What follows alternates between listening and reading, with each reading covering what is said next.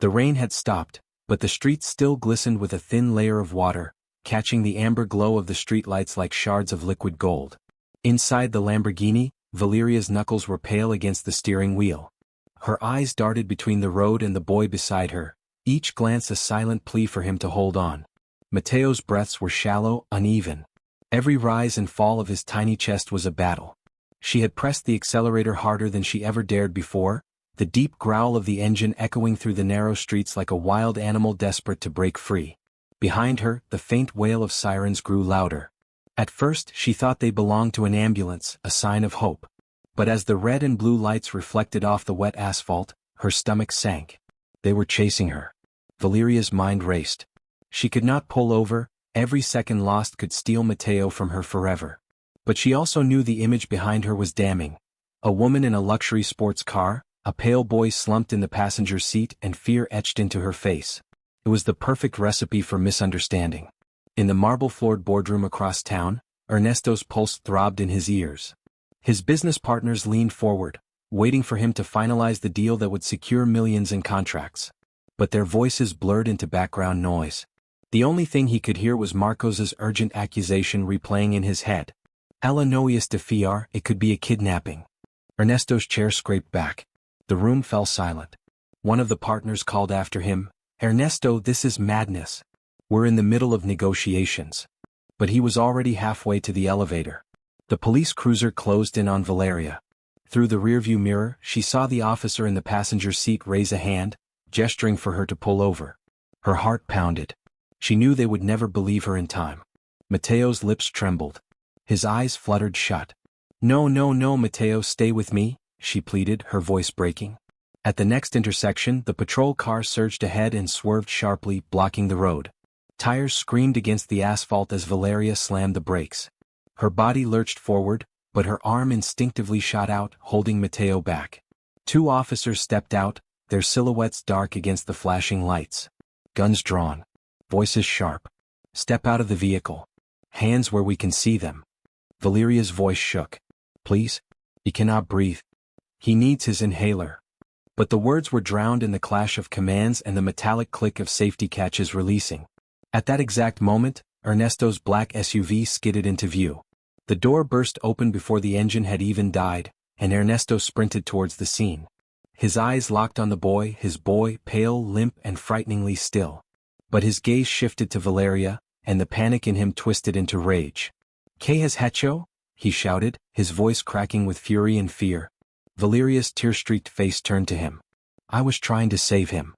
The officer holding Matteo paused just long enough to notice something metallic glinting on the ground, the inhaler. He bent, picked it up, and hesitated. "Sir, I think the boy's having an asthma attack." The tension in the air snapped. Valeria lunged forward, grabbing the inhaler with trembling hands.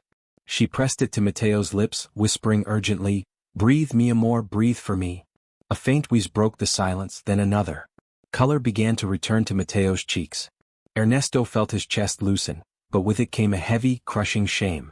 In that moment, every assumption he had made, every poisonous word Marcos had planted, felt like a stain on his own soul. He stepped closer, his voice quieter now. "Where were you taking him?" Valeria kept her eyes on Matteo. "To the respiratory clinic. The closest one. 15 minutes away if we were lucky." The world seemed smaller now, just the three of them standing in the glow of flashing lights. Ernesto turned, his gaze finding Marcos standing behind the officers, his face pale but his jaw stubbornly set. "Why did you tell me it was a kidnapping?" I saw her take the car." "You saw what you wanted to see," Ernesto cut in, his tone cold enough to silence him. The convoy moved towards the clinic. Inside, doctors rushed Matteo into treatment, confirming that the timing had been dangerously close. Minutes later, as Ernesto stood in the sterile waiting room, the realization settled fully. Valeria had risked everything, his wrath, the police, her own safety for the boy he loved most. When she finally emerged, her clothes rumpled and her eyes red, Ernesto met her with a quiet, "Thank you." A few days later, under the morning sun filtering through the tall windows of his study, Ernesto gathered his staff. His voice was steady but every word carried weight. "Valeria," he said turning to her, "you acted with courage and heart when it mattered most. For that, you have my trust, my gratitude, and a promotion." Gasps murmured through the room. Then his gaze shifted, sharp as a blade, to Marcos. And you are dismissed. I cannot employ someone who sees danger where there is only compassion, and who lets prejudice guide his judgment. Valeria lowered her eyes humbly. I would do it again 1,000 times for Mateo. Ernesto nodded. And I will never again let appearances blind me to the truth. The lesson was carved deep into both their hearts. Sometimes, the ones we trust least are the ones who would risk the most to save us. The morning after the incident, Ernesto sat alone at the breakfast table. The coffee in front of him had gone cold, untouched. His eyes were fixed on the golden rays of sunlight spilling across the marble floor, but his mind was still trapped in the flashing lights of the night before. He replayed every second, the disbelief in Valeria's voice, the desperation in her eyes, the way Mateo's breathing had sounded like a fragile thread threatening to snap. And then the guilt. A deep, gnawing guilt that seemed to burrow under his skin, whispering that he had failed not just as a father but as a man. The door to the kitchen swung open quietly and Valeria stepped inside. Her movements were careful, respectful, as if she did not want to disturb the silence surrounding him. She was carrying a small tray, oatmeal for Mateo, cut fruit, and a glass of warm milk. She placed it on the counter without a word and turned to leave, but Ernesto's voice stopped her. Valeria, wait. She froze, her hands clasped in front of her. Yes, senor? Ernesto looked at her fully, really seeing her, the faint lines under her eyes from lack of sleep, the hair still slightly damp from a hurried shower, the posture of someone who had spent a lifetime trying not to take up too much space. I owe you more than I can ever repay, he said, his voice low. You saved my son's life. And I. He hesitated, the words heavy. I almost destroyed your name because I listened to the wrong person. Valeria shifted her weight, her gaze dropping to the floor. I understand, senor. People see what they expect to see. And they expect people like me to be trouble. Her honesty stung him. It was not just an accusation, it was a truth he had never wanted to confront. Later that day, Ernesto decided he needed to know more. Not because he doubted her, but because he realized how little he had ever cared to ask about her life before she stepped into his home. He found her in the garden, tending to the white roses by the fountain. The afternoon sun caught in her hair, making it shimmer like threads of chestnut silk. Those were my wife's favorite flowers, Ernesto said, stepping closer. Valeria glanced up. I know. Mateo told me. Her voice softened. He misses her. Ernesto swallowed hard. So do I. They stood in silence for a moment, the only sound the trickle of water from the fountain. Then he asked, Why did you come to work here, Valeria? She hesitated, then set down the watering can. I came to this country for my sister, she began. She was sick and I needed to send money for her treatment. I worked in kitchens, cleaned houses, anything that would pay. When I heard you needed a nanny, I thought maybe it would be stable work. But I didn't expect to love that boy the way I do. Her eyes shone with unshed tears. He is like my own. When I saw him struggling to breathe yesterday, nothing else mattered. Not the car, not the risk, not the police. Only him. Ernesto felt something shift inside him. It was not pity, it was respect. And it was overdue. That evening, as the sky turned shades of deep violet, Ernesto called Mateo into the study. The boy padded in, his small hands clutching the inhaler. He climbed onto his father's lap and leaned against him. Papa, Mateo murmured, Valeria is the best. She did not let me die. The words hit Ernesto like a punch to the chest. I know, hijo. I know. He kissed the top of Mateo's head and tightened his arms around him. I was wrong about her. And I promise you I will make it right. The next day, Ernesto gathered all his employees in the grand hall. The air was tense, whispers rippled through the crowd. Marcos stood off to one side, arms crossed, jaw tight. Ernesto stepped forward. His voice carried clearly, steady but edged with steel. Last night, a member of this household risked everything to save my son's life. She acted quickly, bravely, and without hesitation. For that, she has my deepest gratitude. He turned to Valeria. You will be given greater responsibility, a raise, and my trust, fully and without condition. Then he faced Marcos. As for you, you allowed prejudice to cloud your judgment. You fed me lies when I needed truth, and that nearly cost my son his life. You are dismissed, effective immediately. A collective gasp filled the hall. Marcos opened his mouth to protest, but Ernesto raised a hand. Save your words. I will not listen to poison twice. In the weeks that followed, Valeria settled into her new role, not just as Mateo's caretaker, but as someone Ernesto relied on in ways he had never imagined. She coordinated the household, managed schedules, even advised on matters involving Mateo's education and health. One evening, Ernesto found himself watching her from the doorway as she read to Mateo by the fire. The boy's laughter rang out, pure and bright, and Ernesto realized something profound: trust is not built by appearances or titles, but by actions in the moments that matter most. The days after the incident were not as quiet as Ernesto had hoped. Word of the Lamborghini theft had escaped the mansion walls, carried by whispers among neighbors and fueled by careless talk in the market. In a city where status was currency, a rumor could be more damaging than the truth ever was healing. One afternoon, Ernesto was at the exclusive club he had been a member of for years. The mahogany walls and crystal chandeliers felt colder than usual as he walked past familiar faces. Two men by the bar lowered their voices just enough for him to catch fragments. Imagine the nanny took his car with the kid. Dangerous to let them so close. Ernesto stopped in his tracks. He could feel the old reflex rising, the instinct to protect his reputation above all else. But then he remembered the sound of Mateo's breathing that night, the sight of Valeria's hands shaking as she worked the inhaler, and the unshakable truth that she had saved his child. He turned toward the men. "Perhaps you did not hear the rest of the story," he said, his voice calm but commanding. "That woman you are speaking of risked her life for my son. She drove that car not to escape but to save him. And while you gossip over drinks, she is at home making sure he is safe, healthy, and happy." The room fell silent. The men shifted uncomfortably, avoiding his gaze. It was not about winning an argument, it was about making it clear that Valeria's name would not be tarnished under his watch again. Meanwhile, life inside the mansion found a new rhythm. Valeria's presence was no longer background noise. She was a pillar in Mateo's life and increasingly in Ernesto's own. She had a way of noticing small things: the days when Mateo was quieter than usual, the mornings when Ernesto left for meetings without breakfast, the evenings when the boy's homework came second to his fatigue. One night, as the rain tapped gently against the windows, Valeria found Ernesto in his study, papers spread across the desk, his tie loosened, a glass of untouched whiskey beside him. "You did not eat dinner?" she said softly. He looked up, weary but managing a faint smile. "I was caught up in work." She stepped inside, setting a small plate of warm empanadas on the desk. "Even busy men need to eat. Mateo helped me make these." Ernesto hesitated, then picked one up. The first bite surprised him, not because it was delicious, but because it tasted of something he had not felt in years: home.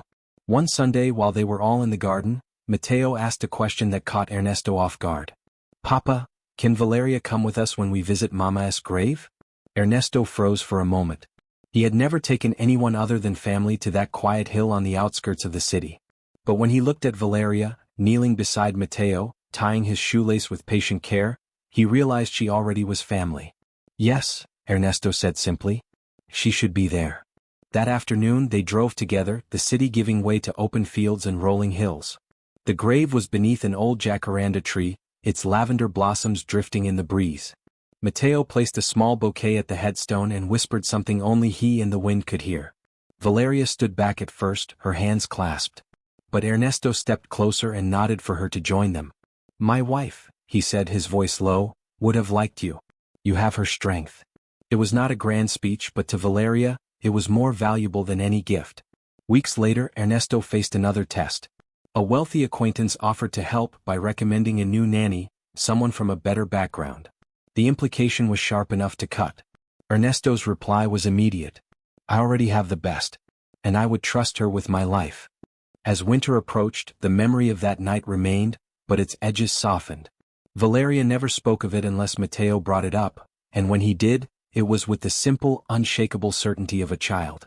"Valeria saved me," he would say, as if it were the most ordinary thing in the world. Ernesto knew better. It was extraordinary, and it had changed him. 1 year later, the mansion was alive with celebration. It was Mateo's birthday, and laughter spilled through every room. Guests mingled under the high ceilings, and the scent of vanilla cake and fresh flowers filled the air. As the music softened, Ernesto raised a glass. "Today we celebrate my son. But there is someone else we must thank, someone who, without hesitation, gave him another year and many more to come." All eyes turned to Valeria, who stood near the back, blushing deeply. "Valeria," Ernesto continued, "you are more than an employee. You are part of this family. And for as long as I live, I will never forget what you did." The applause was warm, genuine. Mateo darted across the room and threw his arms around her. I love you, Valeria. She hugged him tightly. And I love you, Matteo. That night, after the guests had gone and the lights had dimmed, Ernesto stood by the window, looking out over the city lights. Valeria passed by, carrying the last of the dishes to the kitchen. He stopped her with a quiet, "Thank you." She smiled. "For what?" "For reminding me that trust is earned, not given blindly. And for showing me that sometimes, the people we least expect become the ones we cannot imagine living without." It was a quiet evening in early spring when Ernesto found the letter. He had been searching through the old desk in the library for a misplaced contract when his hand brushed against a small, folded envelope tucked inside a book of poetry. The handwriting was delicate, the paper slightly worn at the edges. It was addressed to Señor Ernesto, but the ink told him it had been written months ago. Curiosity tugged at him, and he carefully unfolded it. The first line stopped him cold. "If you are reading this, it means I have failed to protect Matteo in the way I promised myself I would." The letter went on to explain in Valeria's voice, her fears when she first took the job. How she had prayed each night that nothing would ever happen to the boy under her care. How she knew the world sometimes looked at her and saw someone unworthy of trust. And how, if that day ever came, the day danger would touch Matteo, she would do whatever it took, even if it meant Ernesto never forgave her. By the end, her words blurred through Ernesto's vision. Better to be called a thief than to be remembered as the nanny who did nothing. He set the letter down slowly, feeling the weight of it in his chest. It was one thing to know she had acted in the heat of the moment, another to realize she had already made the decision long before. Her courage had not been born in panic. It had been a promise. The next morning, Ernesto found Valeria in the kitchen, her hair pulled back, sleeves rolled, humming softly as she prepared breakfast. He placed the letter on the counter between them. Her hands froze. "I did not mean for you to find that," she said quietly. "I know," Ernesto replied. "But I am glad I did." He took a step closer. "You made a promise to protect my son before I had ever given you a reason to care. You kept that promise at the cost of your own safety and your own name." Valeria's eyes glistened. "I did it because I love him." "I know," Ernesto said again, his voice steady. "And because of that, Valeria, you will always have a place here. Not just as an employee but as family." That night, as Matteo slept peacefully upstairs, Ernesto poured himself a drink and stood by the window, the city lights shimmering below. The events of the past year had changed him in ways he could not have imagined, stripped away the easy prejudices, the careless assumptions, the comfortable walls he had built around himself. Valeria's letter remained on his desk, a constant reminder of a truth he would carry for the rest of his life. Loyalty was not bought. It was proven, tested, and, in rare cases, absolute. And when you found someone who carried it in their heart, you held on to them because that kind of loyalty was worth more than any fortune. It was a sunny afternoon nearly 2 years after that night. The mansion's garden was in full bloom, roses spilling over their trellises, lavender swaying gently in the breeze. Matteo was older now, taller, and full of the boundless energy that once seemed impossible during his asthma attacks. Ernesto had been sorting through a box of old photographs for a charity gala display. Most were of business events, award ceremonies, and family milestones. But tucked between 2 thick albums he found a single, candid picture. It showed Matteo in the hospital bed, pale but smiling weakly, with Valeria sitting beside him. She was holding his hand, unaware the picture was being taken. Her face carried no trace of fear or fatigue, only quiet determination. Ernesto remembered that moment vividly. He had been standing in the doorway watching her, realizing for the first time that the bond between them was no longer employer and employee, it was something far deeper. That photograph never made it to the gala display. Instead, Ernesto placed it in a simple frame and set it on his desk where it would stay. One evening, as the sun dipped below the horizon, Ernesto called Valeria into the study. When she stepped in, he turned the frame toward her. "This," he said, "is not just a picture. It is a reminder of the day my life changed, the day I learned that family is not always blood. Sometimes it is chosen." Valeria smiled faintly, her eyes misting. "And sometimes," she replied, "it is earned." Ernesto nodded. "And you, Valeria, have earned it 100 times over." As she left the study, Ernesto lingered by the window. The city lights stretched out before him, but his gaze drifted to the framed photograph on his desk. He realized that while wealth had given him many things, it had taken this journey and one act of selfless courage to give him something far rarer: trust, gratitude, and a family that was stronger for having been tested. The Lamborghini still sat in the garage, gleaming under its cover, but it no longer held the same meaning. Because now Ernesto knew, the most valuable thing in his life had not been parked in front of his mansion that night. It had been sitting in the passenger seat, fighting for every breath. And it had been protected by the one person he almost let slip away.